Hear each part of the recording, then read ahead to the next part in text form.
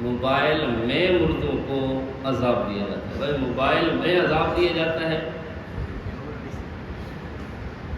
چلو میت کا جو ہے حساب کتاب وہ ہوتا ہے، عذاب بھی برحق ہے، ثواب بھی برحق ہے۔ جو آدمی مطلقاً عذاب اور ثواب کا منکر ہے، ہمارے نزدیک وہ مسلمان نہیں۔ عذاب بھی برحق ہے، ثواب بھی برحق ہے، لیکن اس کے لیے ایک جملہ یہ یاد کر لیں، ذہن میں رکھ لیں، عذاب اور ثواب قبر کے لیے قبر میں دفن ہونا شرط نہیں ہے۔ عذاب بھی برحق ہے، ثواب بھی برحق ہے، لیکن عذاب اور ثواب کے لیے قبر میں دفن ہونا شرط نہیں ہے۔ یہ قبر ملے تب بھی عذاب اور ثواب ہے، یہ قبر کسی کو نہ ملے تب بھی عذاب اور ثواب ہے۔ جو آدمی ڈاکٹروں کے پاس پڑی ہے ڈیڈ باڈیاں ریسرچ تحقیق کے لیے، ان کو بھی عذاب ثواب ہے۔ جو ہندوؤں نے اس کی راکھ بنا کر گنگا میں بہا دی، ان کو بھی عذاب و ثواب ہے۔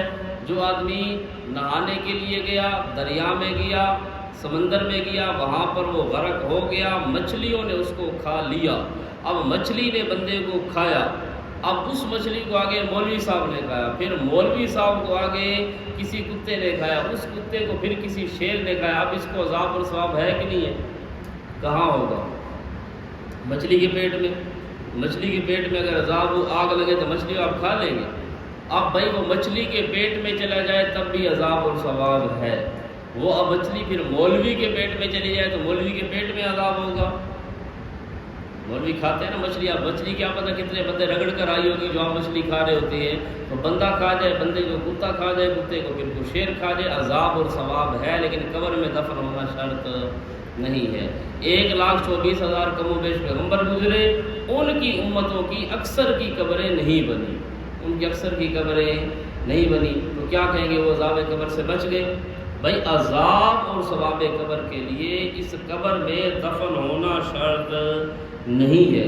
جب اس قبر میں دفن ہونا شرط نہیں ہے تو اب آگے اللہ کی مرضی، اللہ جس طرح عذاب دے، جہاں چاہے عذاب دے۔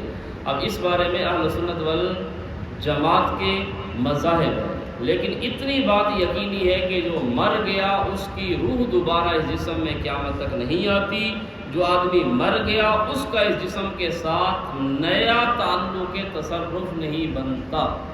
جو موت کے ساتھ تعلق ختم ہو گیا وہ دوبارہ نہیں بنتا، جو روح نکل گئی وہ قیامت سے پہلے واپس نہیں آتی، اور جو آدمی مر گیا وہ دنیا والوں کا کلام اور سلام سننے کی طاقت نہیں رکھتا۔ جو مر گیا وہ اہل دنیا کا کلام اور سلام سننے کی طاقت نہیں رکھتا۔ اب اللہ کی مرضی ہے کہ روح کو عذاب دے، اللہ کی مرضی ہے صرف جسم کو عذاب دے، اللہ کی مرضی ہے روح کو الگ عذاب دے، جسم کو الگ عذاب دے، لیکن جسم ہوگا تو تب ہے۔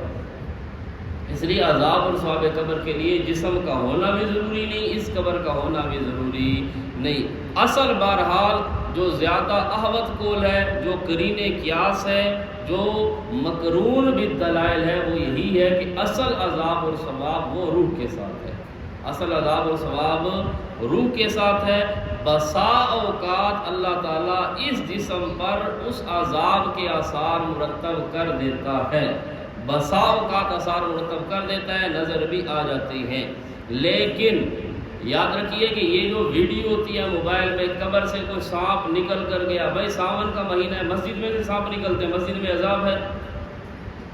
اب ایک بندے کے اوپر سے سانپ گزر گیا، اس کو تو شاید عذاب ہو، تو سانپ اگر مسجد میں، تو قبر کہیں سے وہ بیچارہ چلا گیا ہوگا قبر میں، اب دوسری جگہ سے ظاہری بات اس نے نکلنا تو ہے، تو یہ عذاب جو قبر کے سانپ، جو اصل سانپ ہے نا عذاب قبر والے، یا جو عذاب قبر ہے، وہاں پر تو آپ نے فرمایا کہ اتنا عذاب ہے کہ اگر وہاں جو سانپ ہے نا قبر میں ایک مرتبہ پھونکار مارے تو قیامت تک زمین پر سبزہ پیدا نہ ہو، لیکن یہ چند عذاب قبر ہے، بھئی سانپ نکلا اور سبزے سے گزر کر آگے جا رہا ہے۔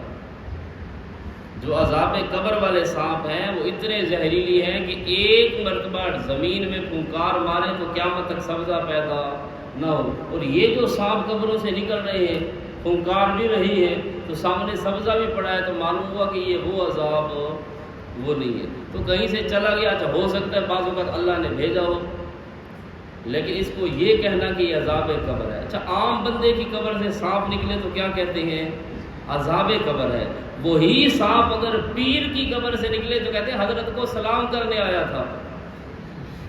وہی سانپ اگر بابے کی قبر کے پاس ہو، وہاں سے گزرے، بھئی یہ بابے کو سلام کرنے آیا تھا، بابے کی حاضری کے لیے آیا تھا، بابے کے قدم چومنے کے لیے آیا تھا۔ عام بندے کی قبر سے سانپ نکلے، توبہ توبہ، عذاب قبر۔ سمجھ آئی کہ نہیں؟ سانپ تو وہی ہے، بابے کی سلامی ہے، اس بیچارے کی غلامی ہے۔